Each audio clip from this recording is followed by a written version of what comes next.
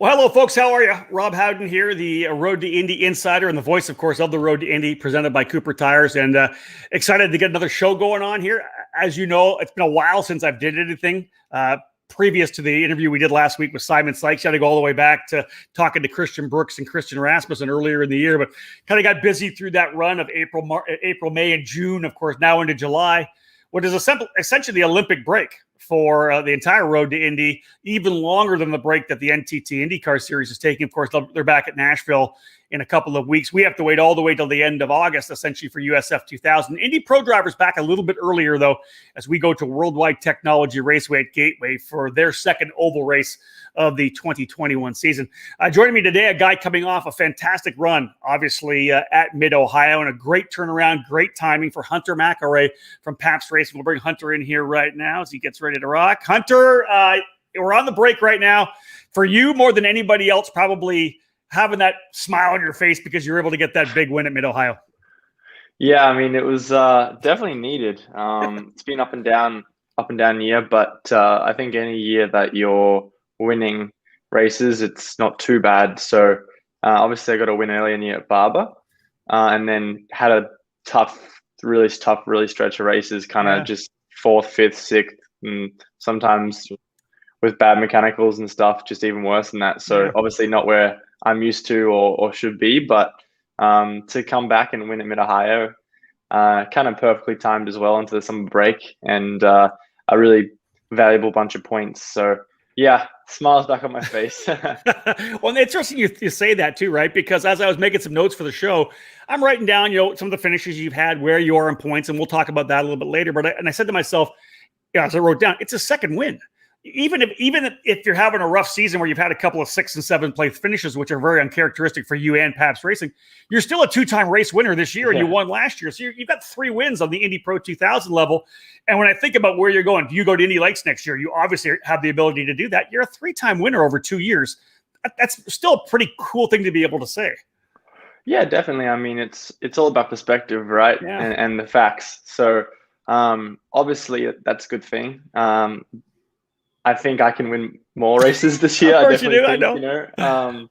So yeah, it's been, I think, for me to come back from the tough period I was in and to bounce back like that, I think it's probably one of my most proudest personal achievements. And obviously I have to give a huge thanks to everyone on the team as well for all the hard work. But to kind of come back from literally a week before just a terrible weekend, and then bounce back and because mentally it's quite tough sometimes, especially when you really don't have too much time to.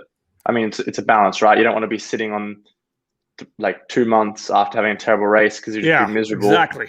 But also you have to be very ready to bounce back from the next one. So for me, it was a really big thing to bounce back. And obviously, to be honest, if I got on the podium, I would have been that's a good bounce back. But to just pole and win like that felt good. So I have to think it would probably feel a little bit like the win you had last year at St. Petersburg. You obviously coming in from being the runner-up, multi-time winner in USF 2000 2 years ago. You come with Pabst Racing into your first year of Indy Pro, and you guys don't get a win to the very last race of the season. I have to feel that kind of relief going into the offseason, very similar to probably the struggles you had at both IMS and at Road America. Then to have that win again, that just the pressure relief, I think, to a certain extent. Definitely. I mean, for sure, last year I had a lot of podiums, and it was very consistent kind of, I had a really tough start to the year, which hurt my points, but I was on the podium a lot, but just always bridesmaid, Yeah. And it was and it's oh, today I'm going to win, or I feel it's right there. And then it never came. But it was you're still getting podiums. But this year it's been funny. It's I actually haven't had too many podiums, but I've obviously had 2 wins already. So it's whenever I've had the opportunity to be up front, it's kind of I've just won type of thing. So, yeah. So for sure, it's been a crazy season, but still got 6 races left, and I was surprised how much points I pulled back, honestly, in one race. You know, Yeah, like indeed. you look at, I think this year it's weird. We had a lot of cars at the start of the year, which helps the point spread, but then we've lost car count and it's like 12 guys, but the difficulty hasn't changed. You know, if anything, it's just condensed, like the depth of the field and how close it is. And you know, Braden finished 9th in race 2, and it just shows like how tough it is. That's you it. know, and that's just that. Like you say, like 9th place, and it's like what? But you know, when you look at the guys where they're finishing, it's like it's so close. It's so close. So you have a win and one guy's a 9th place finish. It's like you pull back 20 points in one race. It's like, oh, you know. So Yeah, obviously, I've had that happen to me, unfortunately, a few times in the middle of the year. So I know what it's like to be on the receiving end. But I think for me, you know, I'm just in a good place. Obviously, coming off a win, and I'm not really worried about anything that I can't control, other than trying to just keep on winning races, and then that'll sort everything out. Speaking of it, you're back by 76 points now, still 6 races to go. So you essentially need to claw back about 12 and a half points a race. That's obviously easily done if you keep on the streak that you're on. You had a really good car, obviously, at MidOhio. You were able to finally get it dialed in the way you wanted it. You put it on pole.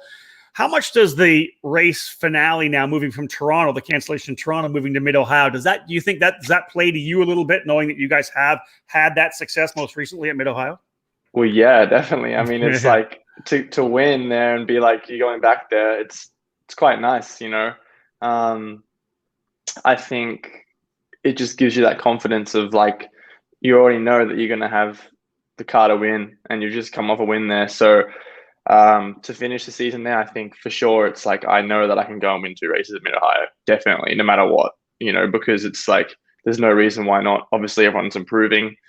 It's not going to be easy at all, but I know there's no reason if I do my job that I can't do that. So yeah, it's a great feeling just in the back of your head. You know, I'm not really thinking about it too much because obviously we have Gateway in New Jersey before, but for me, it's definitely like it's good. You know, rather than just obviously rather than going back to somewhere you had a terrible weekend, even whether or not whatever that reason was, just mentally to go back to a place where you just won, it's like it's just you can't not be happy, right? There's a baseline level of confidence coming in. Yeah, definitely. Right. That's a good way to put it. Yeah. So here's my question for you. I like this one too. 3 different years now with Pabst Racing. Your first year, a lot of success, of course, in USF 2000. A lot of race wins, narrowly missing out on the championship. Last year, a building year. You know, first year with the Indy Pro 2000 car. You and your teammate Colin Kaminsky. So you have that. You know, we're building our data book. We're learning how to set this car up for whatever tracks we go to. This year, you come into it like this is my championship year. I was able to win the final race of the year. You get that victory, like you talked about at Barber. Then you lose your teammate. Colin ends up saying, I'm done for the year. We'll see if maybe he'll come back in further years. We'll see. But otherwise, you become a single car team. That's obviously got to change things a little bit. Let's talk about you being a single car team. Let's talk about, I think, about it being a different season, because all of a sudden you and the team have to come together. And I think that's where the success at MidOhio must really play to you guys as a team. You guys had to work hard. You guys were down together, but you were able to be up together. And I think that's the way to develop really good, connections with everybody in the team. Yeah, I mean, for sure. Like, obviously, I still want to win the championship this year. It's 76 points back isn't ideal, but like you said, it's not impossible. And I'm not going to sit here worrying, hoping I'm going to win it. Like, obviously, it goes without saying I want to win it. It's what I train for. It's what I sacrifice everything for. It's what I race for to win. But like I touched on before, I just got to go try win all the races and let everything handle itself. Obviously, to second place. Like 2nd to 5th is very close, obviously. So that's all to play for as well. But again, it just falls into what I was saying. It's like you can get caught up on points, but you just got to, for me, I'm just going to go take it race by race and try win all the races I can for kind of that aspect of it. And for the single car team part of it, it's different, definitely. For me particularly, because Colin was my teammate, I did a test at the end of the year in 2018 the year I won the shootout, and I did a test, and that's when Colin, Juven, and myself all tested at Homestead. Yep.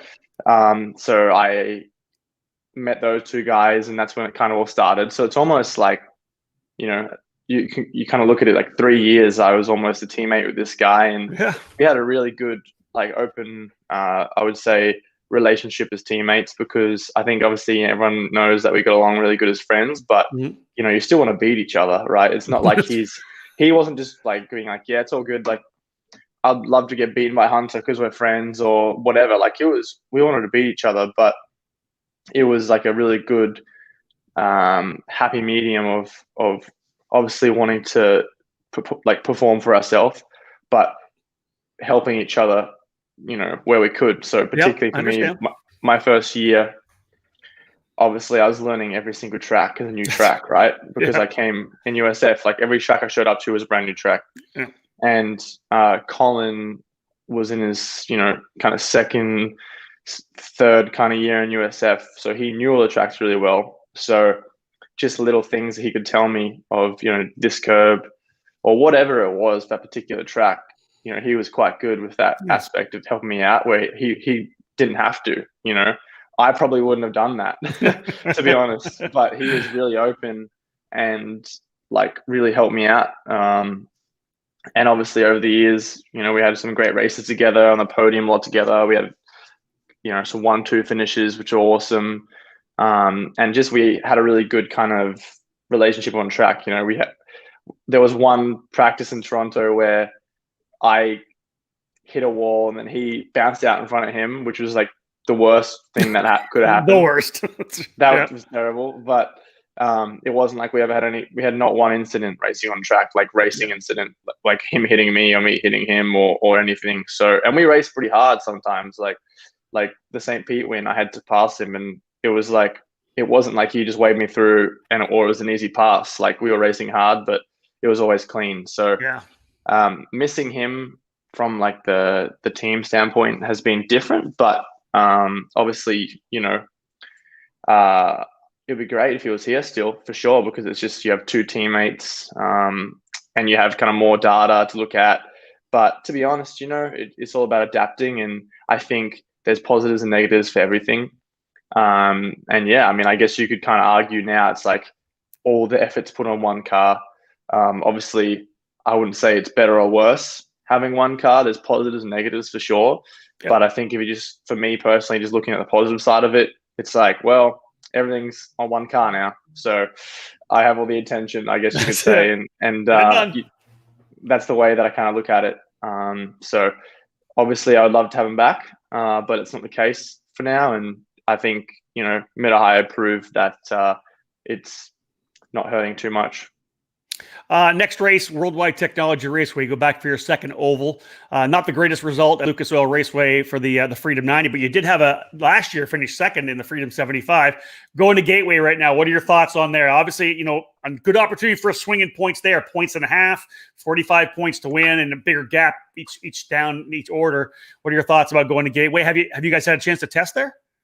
Yeah, so obviously oval racing has been something that's kind of new to me over the last 2 years, but I do like it. It's a whole different ball game. I think I had an awesome race there. I had one of the funnest races I've ever had last year at Lucas Oil. Obviously, going from 6th to 2nd is like unheard of from that place. Right. Yeah. And that was just like, I was kind of surprised. I was like, oh, I wasn't expecting that. But coming back there this year, qualifying didn't go well at all. We tried something, it didn't work, and then still moved through the field. But 5th wasn't disaster, but it wasn't what I needed. Definitely think I could have been on the podium for sure with the race car I had. But that's tough. Just the way it is.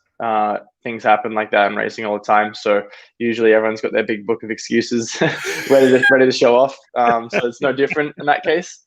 But no, World Wide Technology Raceway is a lot different overall. It's a lot faster, a lot more length to a lot better racing. Just a whole different kind of ball game. And last year was really tough. We just didn't have the car set up at all, which was kind of the only really time it's been like that. But obviously knowing which way the track goes helps. Having some experience with the track helps from a driver standpoint. And we do have a test there coming up before, which is okay. Going to be great because, I'm really excited because I have unfinished business at that track. And I think for me to just have a test there before for the team, for everyone, just to roll into the race weekend with that under your belt is going to be great, and I feel like it's a great opportunity for me to keep this ball rolling, coming off a win, you have the momentum. And there's no kind of reason why I don't think we can have another great result. So obviously, me, I always want to win. Yeah. But, I think there's a definite realistic chance, especially after like last year, it could be like, it's going to be a tough weekend. Obviously, it was a very tough weekend there last year. But having this test and kind of some of the homework that's been done this year, I think it's going to be a lot better this time around, and I'm looking forward to it. So let's talk about what's going on here. We got a bit of a break, about 6 weeks. I'm going to play some golf. I'm going to eat a lot of good food. I've been working out, trying to lose a bit of my COVID-19 that I've got around my waist here. What have you been doing? I saw a picture on social media where you're driving a shifter cart. I've been doing. Dude, at Badger, it's a tiny little tough track, man. So I've actually started playing golf this year. Me and you have been golfing this year, so that's one thing I've been doing. I'm not very good at it, but I do enjoy it. And the improvement's been good, Right. It's been fun. I've got a long way to go, but I definitely won't be going into the PGA Tour anytime soon. Well, listen, Graham Rahal will tell you that's one of the ways he got into racing, because when you're playing golf, you're able to talk to people, right? You're going to golf tournaments, whatever it may be. Yeah. Good way to network with people. Definitely. I mean, honestly, it's a reason why. There's a lot of reasons why I did it or started to learn it, but you just look at the charity events, the sponsor events that are at golf courses, and the amount of stories you hear. It's like that's not right. The exact reason why I did it, to hunt for sponsors on the golf course. Maybe not gonna shy away from it, obviously, but that's been something fun that I've picked up, and kind of there's a lot of mental stuff that helps. I think big time pressure to perform and things like that. I think it's a really good game. Been doing a little bit of driver coaching. Was at Brainerd with the F4 team, with an F4 team. I saw you there. Motorsport, last week, so that was fun. Picked up a win and a third with Bryson Morris and the other guys. Made out a lot of good games, which was fun. And then like you said, I've been doing a little bit of shifter karting every couple of weeks at a track literally 15 minutes away from where I am. Badger Kart Club, it's a super small little bumpy track, but for training and for cutting laps and keeping race fit, I think it's perfect. So I do too. JR Smart, friend of mine who's I'm helping him out a little bit coaching, and we're sharing that go-kart. So it's good fun. And I think it's a great way, honestly, to spend the break because, just keeps that hand-eye coordination. And most importantly, it keeps all your muscles kind of like, I want to kind of get a little beaten up, to keep everything fluid, and, you're not hopping back in the car after, month and a half break being all stiff and unrace fit. So shifter kart definitely beats you up a little bit, I think, differently than a race car. Obviously, the Indy Pro car, I guess, for an example, the biggest thing I find that's physically demanding with it is the steering force at certain tracks on new tires. Yeah. Quite heavy with the big tires. And then the upper body loads, particularly on the neck. So obviously I'm a pretty lanky dude with a long neck, big levers. Huge head there. Yeah, I get it. I get it. Yeah. Listen, let me preface this. So people that don't know about this racetrack, you've seen guys on social media, they're testing down at GoPro, potentially Motorplex at Morrisville. Will Power gets down there quite a bit. Devlin DeFrancesco's been talking about being out in the track as well, with a couple of guys down at Homestead, which is a more wide open. Both those racetracks you can run shifter carts on. Shifter carts don't normally get run at Badger at Wolf. It's called Wolf Paving Raceway in Dousman, Wisconsin, very close to Road America, very close to where you are in Economowalk. It's a flat track. It's been around for 50-something years. It's flat. It's very tight. It's an old school kind of racetrack, a lot more narrow, single speed, 100cc, maybe the 125cc tag like an X30 or a Rock or something like that. A shifter cart's a handful around that racetrack. So you're talking about building up your body and your neck. At some of those other racetracks, they can complain about their neck. But if you're running Dousman, good for you, because that is your body, as I've heard before, a couple of Kiwis and Aussies would say, your body takes a hiding It when it's in those definitely gets a cards. hiding. It gets a hiding for sure. Right. It's just so little. You don't get any break. Even like when you look at the lap time you're doing, like you can't even really look down in time, like to look up again and make the corner. So it's good though. Like I honestly prefer it to be the toughest it could probably be. Yeah. Because it's like, it's just hairpin, corner, hairpin. It's just like, and the front straightaway is the front straightaway is not very long at all. You come out of that sweeper and immediately into another 90. Yeah, it's like I love it. No breaks. So no, that's awesome. 10 laps. It's good to like I'll do like a 10 lap or a 15 lap run, and by the end of it, you need like a 20-minute break or something, because it's like you're hanging off the steering wheel at the end. So you are. No, it's good. I love it. All right, we got a question from Elaine St. Clair, one of our big road Indy fans, has got a question. She says, what's the best restaurant where you're staying for the season? You're in Economwalk, you're around by Delafield and Dousman. What's the best restaurant there? Where you been? Where you go? There's a lot of good places in Economwalk. There's a couple really good Italian joints that spring to my mind. There's a place called Bella Gusta, which is like I've heard about that. Just it's like on the lake, and overlooks the lake. Really nice, really nice pasta and stuff like that. Like in terms of like pasta, meatballs, things like that. Everything that I've ate there has been good. And then there's another place. Nothing screams Italian like Wisconsin. Right.